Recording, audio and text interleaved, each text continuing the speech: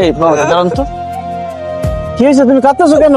সামনে আমার মেট্রিক পরীক্ষা, আজকে ফর্ম ফিলাপের লাস্ট ডেট, এখনো ফর্ম ফিলাপের টাকা জোগাড় করতে পারি নাই। আমার মনে হয় পরীক্ষা দিতে পারবো না। টাকার জোগাড় হয় নাই কেন? তোমার আব্বা আম্মাকে বলো নাই টাকার কথা? আমার বাবা নাই, মা আছে। মানুষের বাসায় বাসায় কাজ করে, যে বাসায় কাজ করে সে বাসায় এখনো বেতন দেয় নাই। আচ্ছা, তোমার ফর্ম ফিল আপ করতে কত টাকা লাগবে? 14,500 টাকার মতো। আমার কাছে তো 5,000 টাকার বেশি নাই। তোমার কাছে না টাকা আছে? ব্যাগে দেখলাম 10,000 টাকা দাও তো। আমি কেন ওকে টাকা দিব? ও কি আমার ভাই লাগে নাকি আত্মীয় স্বজন লাগে? তুমি এদেরকে চিনো?